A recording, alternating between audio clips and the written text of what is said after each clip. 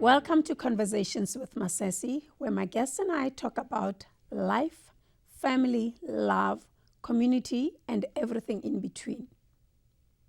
Taking care of your mental health is not a sign of weakness, but a sign of strength.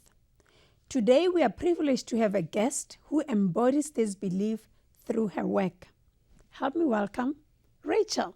Hi, thank you for having me. I'm so excited. Me too. How are you? I'm good. Busy but good, so no complaints.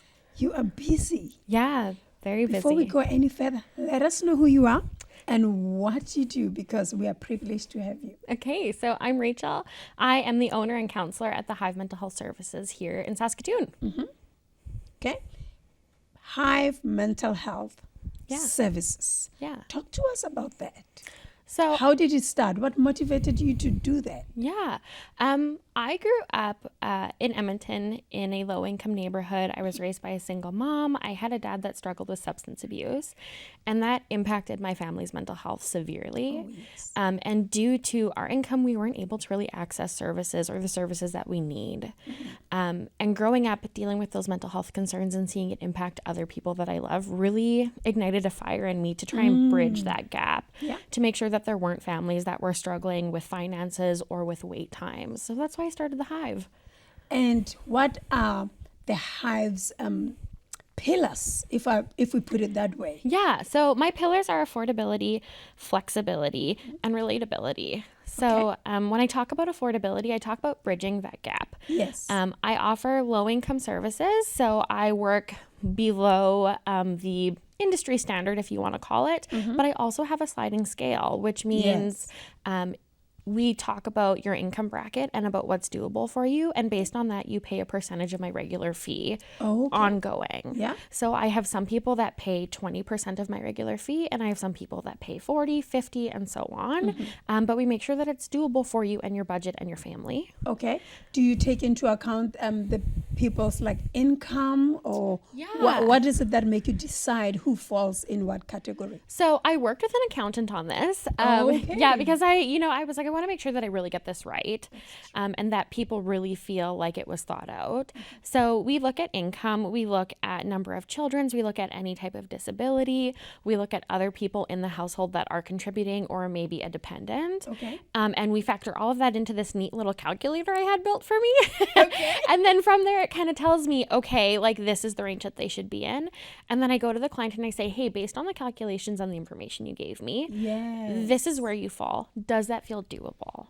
And that's a big part of this, because I have people that are like, that doesn't feel doable. And I'm like, okay, let's talk about what does then. Yes. Because the point of the sliding scale is that everybody has access. That's true. Yeah. Because sometimes we cannot access things that will help us because of money.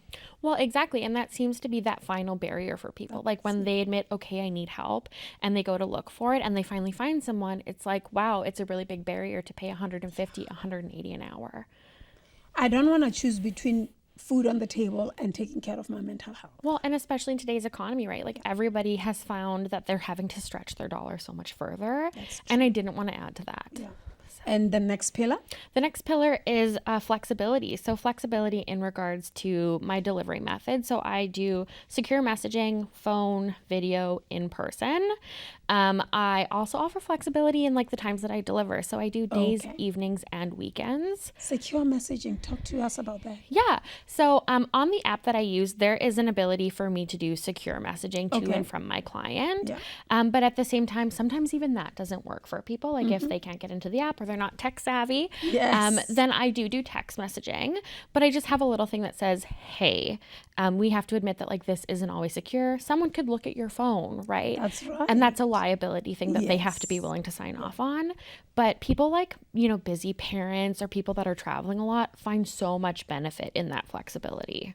So from your clients, how many clients do you find? A lot of them use the messaging, a lot of them use online or in person. What are the variations? I would say probably a mixture. I get Okay. some people that like in the summer, they're super game to come into the office. But if they live rural and the roads get bad, then like video, phone, text is so much easier for them. Yes. Same with like, I'll have a mom who is supposed to come into session Mm-hmm. in person. And she's like, hey, my kid is sick all of a sudden. And I'm like, okay, well, instead of canceling, do you want to do text? Do you want to do phone? Do you want to do video? And it makes sure that we can still prioritize our mental health. Right? Because I think that's a big thing with some demographics, right? Is having to choose between myself or the person that I take care of. Yeah. Because that way life happens to all of us. Exactly. But when life happens and you can still prioritize yourself, that Yeah. makes it easy. And talk to us about the other pillar. So relatability, I guess I feel like I come with a different approach. Like I have a lot of lived experience with things like domestic violence and sexual assault and being a mom and living in poverty. So when you come to me, I want you to understand that it's not just from an education backing, it's also a lived experience. So when I give you recommendations, they're tried and true. I've done them myself and I've seen that they work. Right? Isn't it amazing that somebody will give you something and they've never even tried it? Yeah. Yep. And when it doesn't work, they can't relate. Yeah, and they don't have the next step to it, right? Where it's like, hey, I failed on your behalf too. I've done it and it didn't work, so let's move on to the next one. I've got the scar. Come, let me show you how to get healed quicker. Exactly. Because I think we exactly. go through life so we can help other people. Yeah. Do you find this to be what you were called to do? Is this you feeling I'm fulfilling my life purpose? 100%, to the point that like it makes me emotional to think that I'm here and this is what I get to do.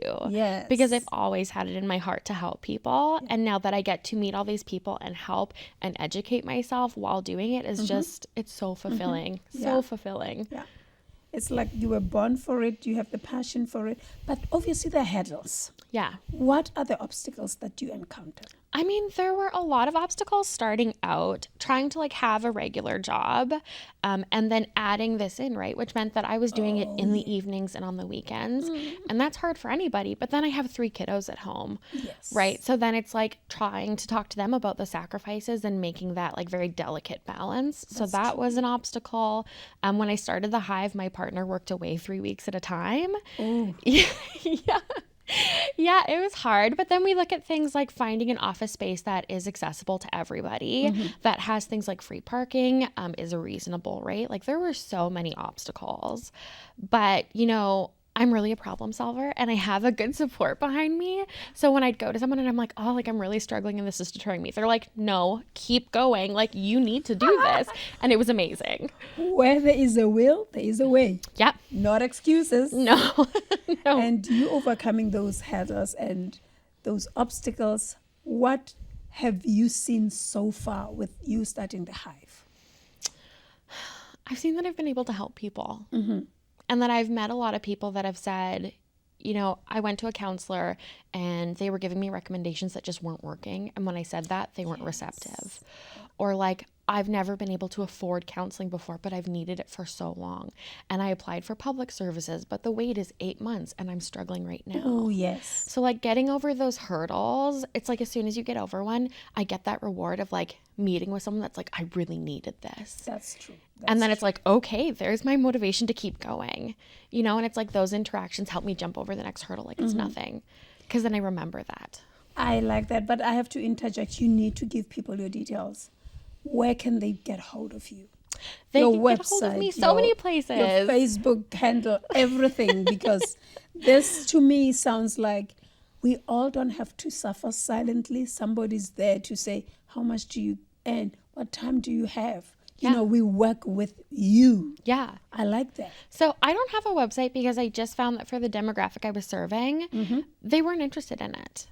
So I'm big on social media. I'm on Facebook. I'm on Instagram. I'm on TikTok. You know, the Hive Mental Health Services. Search it up. You'll find me. The Hive Mental Health Services. Yeah. Yep. So you can reach me there. You can reach me at my email, which is thehivementalhealth@gmail.com, trying to make it real easy for people to remember. Yeah. And then by phone, right? By phone, by text, 306-514-8796. I'm reachable, right? I try really hard to be accessible for people. So whether you're texting me at 3 a.m., don't worry about it. don't worry about it. I've got a little kid. I'm up at 3 a.m. It's okay. You're making our lives Yeah, exactly. easy. You have a kid. Exactly. Yeah. Exactly. Because sometimes it's those wee hours of the morning that we need help. Well, exactly. It's like, what do I do? Yeah. Anything you want our viewers to know about the Hive? That I offer a free phone consult. So if you're not sold, if you're not sold on my personality or what I'm saying, reach out to me. We'll book a consult. It's a really good like meet and greet opportunity where you can tell me a little bit about what's going on and what you're struggling with, any past experience with counseling. And then I can give you a little bit of information about like, hey, this is how I've managed it in the past with other clients. That's right, yeah. And then we can talk about things like, you know, if financing is a barrier, if you're looking at my cost and you're like, oh, I can't do that. Let's talk about the sliding scale. Let's see what works. Yes. So yeah, just reach out, free phone consult, super easy peasy, laid back, but take that step. It's good for you. It's good for your family. Take that step. We all have to take that step. That's a wrap for today. Remember to like, share, subscribe. Follow us on all our social media platforms to keep the conversations going.